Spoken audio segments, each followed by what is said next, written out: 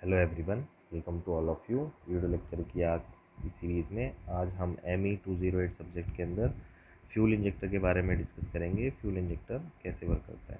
देखिए, fuel injector वो device है जो डीजल इंजन के अंदर डीजल फ्यूल को फाइन ड्रॉपलेट्स के रूप में स्प्रे करने के काम आता है। तो देखिए, आपके सामने फ्यूल इंजेक्टर दिखाया गया है। ये बेसिकली बॉश कंपनी का एक मॉडल है। ज़्यादातर फ्यूल इंजेक्टर बॉश कंपनी के इस्तेमाल किए जाते हैं। तो देखिए, इसमें सबसे निचले सिरे पर, फ्यूल इंजेक्टर के निचले सिरे पर यहाँ पर नोज़ल लगी हुई है। देखिए, इस नोज़ल जो है इसमें बिल्कुल फाइन होल्स होते हैं। जिन इन होल्स का जो डायमीटर्स है वो 0.2 mm से 0.4 mm तक हो सकता है। और ये जो होल्स हैं वो 1 से लेकर 8 तक हो सकते हैं, depending on the fuel quantity. कितनी सिलेंडर के अंदर भेजनी है, जितना ज़्यादा बिग साइज़ का सिलेंडर होगा, ज़्यादा कैपेसिटी का, तो उतना डीजल फ्यूल सिलेंडर के अंदर हमें भेजना होगा।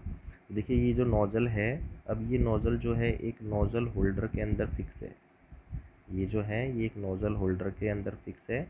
नोज़ल होल्डर में यहाँ पर एक नोज़ल वाल्व होता है जो अपनी सीट पर यहाँ इस तरह से बैठा हुआ है अंडर प्रेशर। देखिए, ये नोज़ल होल्डर है। मैं दोबारा से आपको मार्क कर देता हूँ। ये जो चीज़ है ये नोज़ल होल्डर है, ठीक है। एक सेकेंड, ये नोज़ल होल्डर है आपका पूरा, ये का, ठीक है। ये प्रेशर चैम्बर है। ये जो ट्रायंगल शेप दिखाई दे रही है आपको, ये प्रेशर चैम्बर है। ये पूरा नोज़ल होल्डर है जो कि इस पर नट की सहायता से इसके चारों ओर टाइट है, इस बॉडी के अंदर। ये जो मेन बॉडी है इसके ऊपर। अब देखिए, ये प्रेशर चैम्बर हो गया, यहाँ ये नोज़ल हो गई। अब ये जो सिरा है, देखिए ये वाला, ये नोज़ल वाल्व है। ये नोज़ल वाल्व इस नोज़ल को कवर किए हुए हैं, ठीक है। तो जब तक ये नोज़ल वाल्व अपनी सीट पर यहाँ पे बैठा हुआ है तो यहाँ से डीज़ल आगे नहीं जा पाएगा, इन होल्स के थ्रू अंदर सिलेंडर में नहीं जा पाएगा, ठीक है। अब ये जो नोज़ल वाल्व है, इसके ऊपर ये जो स्टील बॉडी है, ये एक इसको आप स्पिंडल समझ लीजिए या सिंपल एक स्टील कॉलम, ये स्टील ब्लॉक समझ लीजिए।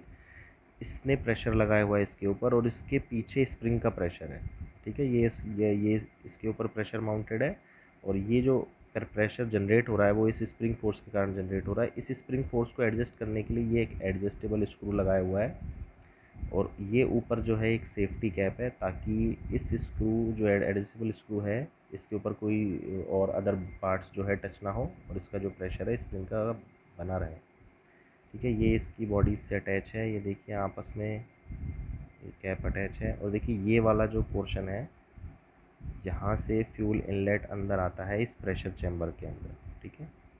और यहाँ पे जब एक्स्ट्रा फ्यूल इकट्ठा हो जाता है इस प्रेशर चैम्बर के अंदर, तो उसके लिए आउटलेट, ये नोजल वाल के ऊपर ये पैसेज जो है, ये फ्यूल रिटर्न वाल, ये लीक ऑफ पाइप कहलाता है। ये जो एरिया है लीक ऑफ पाइप, यहाँ से ये फिर फ्यूल रिटर्न लाइन जो है वहाँ चला जाता है या फिर फ्यूल पंप के पास चला जाता है। अलग अलग व्हीकल्स में अलग अलग अरेंजमेंट किया जाता है।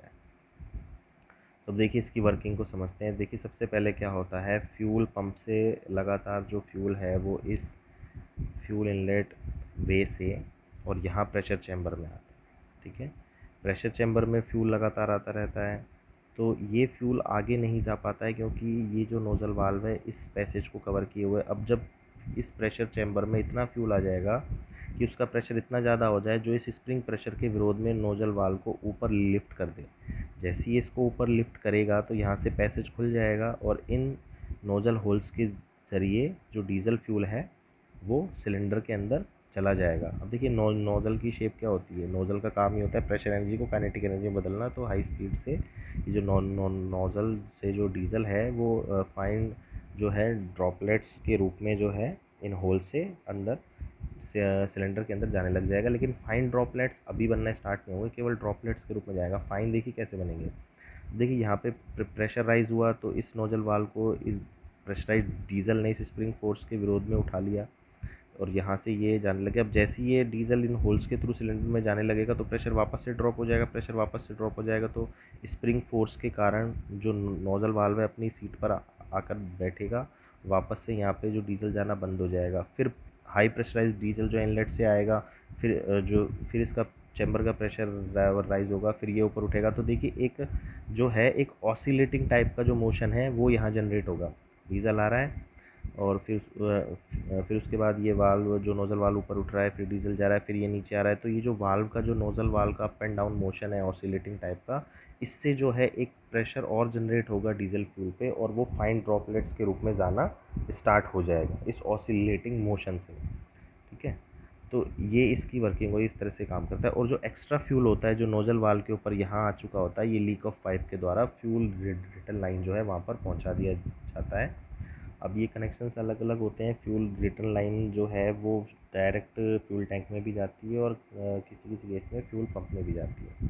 तो इस तरह से जो है ये आपका फ्यूल इंजेक्टर काम करता है। फ्यूल इंजेक्टर का जो मेन कार्य है फ्यूल को एटोमाइज़ करना और फ्यूल को रिक्वायर्ड क्वांटिटी के हिसाब से जो है सिलेंडर के अंदर भेजना। Basically fine fuel, diesel fuel को फाइन पार्टिकल्स में बनाना एक प्राइम मोटो है, ताकि उसका डीजल का जो ड्रॉपलेट जितनी ज़्यादा बनेंगी उतना ज़्यादा सरफेस एरिया बढ़ेगा और कंप्रेस्ड एयर से आसानी से डीजल फ्यूल हीट लेकर के वेपर फॉर्म में कन्वर्ट हो जाएगा और अपने सेल्फ फिनिशिंग टेम्परेचर तक पहुँचेगा और कंबशन स्टार्ट हो पाएगा। तो इस वीडियो लेक्चर में इतना ही कि फ्यूल इंजेक्टर के द्वारा जो प्रेशर राइज़ है वो फ्यूल पंप के द्वारा जितना प्रेशर राइज़ करके भेजा जाता है डीजल को, तो उससे ज़्यादा प्रेशर पे ही फ्यूल इंजेक्टर के द्वारा भेजा जाता है। तो अमूमन फ्यूल पंप और फ्यूल इंजेक्टर दोनों डिवाइस मिल कर के तकरीबन 100 से 200 बार तक का जो प्रेशर है वो जनरेट कर देते हैं, क्योंकि कम सिलेंडर के अंदर कंप्रेस्ड एयर ऑलरेडी होती है। कंप्रेशन स्ट्रोक के बाद सिलेंडर के अंदर प्रेशर राइज ऑलरेडी बहुत ज़्यादा होता है,